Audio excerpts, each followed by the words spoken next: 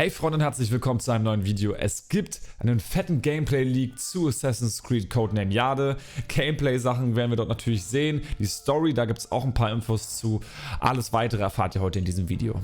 Im Sommer wurden ja einige Assassin's Creed Teile angekündigt, unter anderem auch Codename Red, Codename Hexe und auch Codename Jade. Und zu Codename Jade, dem Mobile Game, gab es nun einen fetten Gameplay-Leak. Der wurde auf Facebook veröffentlicht, tatsächlich. Das Video wurde einfach veröffentlicht und auf Reddit wurde das Ganze auch nochmal dann gesichert, in Anführungsstrichen. Den Link dazu findet ihr übrigens hier unten in der Videobeschreibung, denn ich werde das Video nicht zeigen, sonst wird das Video hier gesperrt, aber ich sage euch, was für nice Features wir dort gesehen haben und was für Details es dort gibt.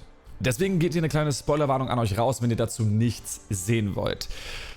Erstmal muss man wirklich sagen, die Grafik von diesem Gameplay ist sowas von heftig für einen Mobile Game.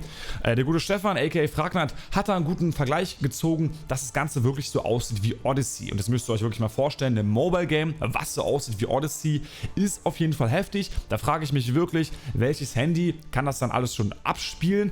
Ich habe zum Beispiel ein iPhone 13 Pro, das würde wahrscheinlich funktionieren. Was für ein Handy habt ihr? Meint ihr, das würde da ausreichen für?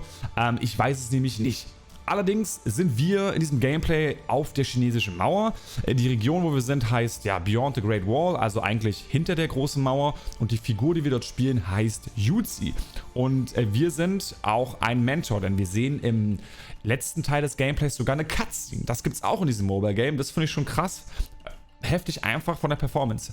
Und er ist Teil eines, ich sag mal, eines Ordens und der hieß früher Moismus oder Mohismus und das war damals zumindest offiziell eine Philosophie der Ethik, der Logik, des rationalen Denkens und der Wissenschaft. Also für die damalige Zeit war es sehr fortschrittlich und ich sehe da viele Parallelen mit den Assassinen, die ja sowieso immer sehr fortschrittlich und rational mehr oder weniger gedacht haben. Und er ist eben ein Teil davon. Also man könnte sagen, es sind die Vorläufer des Ordens ein wenig, zumindest im asiatischen Raum. Und er hat auch einen Schüler am Start, den sehen wir auch in der Cutscene und der heißt Wei Ju.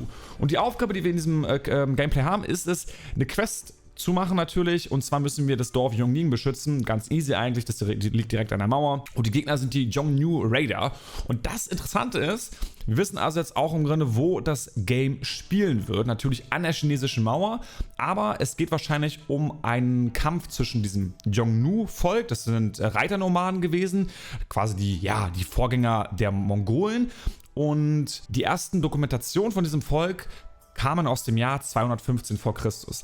Wir wissen natürlich auch seit dem ersten Trailer, dass das Spiel im Jahr 215 vor Christus spielen wird, also relativ easy. Das Interessante ist aber, dass die Verteidiger der Mauer und teilweise auch die Verteidiger des Dorfes Qin-Soldaten sind oder Qin, wie man es auch ausspricht. Und diese Qin-Dynastie war die allererste Dynastie des chinesischen Kaiserreiches. Also erleben wir im Grunde die ersten Stunden dieses Kaiserreiches und das ist doch wirklich eine sehr, sehr interessante Zeit. Aber ihr wollt auch wissen, wie das Ganze im Gameplay aussah.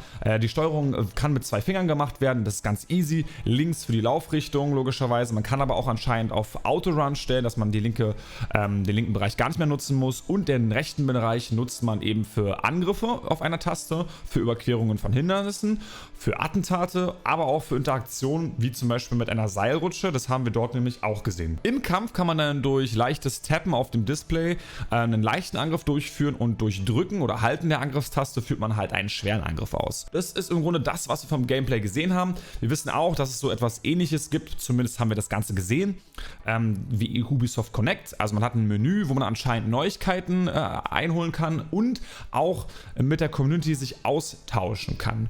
Und das ganze Gameplay sah doch schon sehr, sehr fertig aus im Grunde. Auch die Cutscenes für ein Mobile Game, die sahen ziemlich gut aus. Der Kollege, der das Ganze geleakt hat, also entweder hat er einen anderen Nutzer gehackt und der ist jetzt am Arsch, oder er war ziemlich, ich sag mal ganz vorsichtig, nicht ganz so intelligent, denn auf diesem Gameplay sehen wir überall den Nutzernamen und Ubisoft weiß, wer die Personen sind mit den Nutzernamen. Also müssen wir mal gucken, er wird da wahrscheinlich sehr, sehr viel Ärger bekommen oder sie, je nachdem. Release könnte also schon bald möglich sein, meiner Meinung nach. Vielleicht sogar diesen Sommer schon. Wer weiß das schon. Kann ich mir gut vorstellen. Vielleicht zum chinesischen Neujahr. Why not?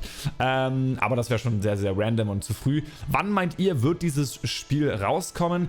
Es kann eigentlich nicht mehr weit sein, weil das Gameplay sieht für mich schon, also sieht wie eine Alpha-Phase aus, ja, aber schon sehr solide für ein Mobile-Game. oder sie wollen den Standard noch höher drücken und das Ganze mit einem iPhone-Release droppen oder mit einem Samsung-Release droppen. Das heißt also dann natürlich wie gehabt im Herbst das Ganze dann. Es gibt aber noch mehr Leaks für euch, nicht von Codename Jade, sondern von Mirage. Und wenn ihr die euch mal anschauen wollt, dann checkt dieses Video gerne mal ab. Sonst sehen wir uns im nächsten Video. Ich wünsche euch was und Eivor sagt diesmal auch Tschüss. Was? Höre ich da die Glocke? Nice. Jetzt heißt es für euch abwarten und Met trinken. Auf dass wir uns im nächsten Video wiedersehen. Bis dahin, euer Eivor.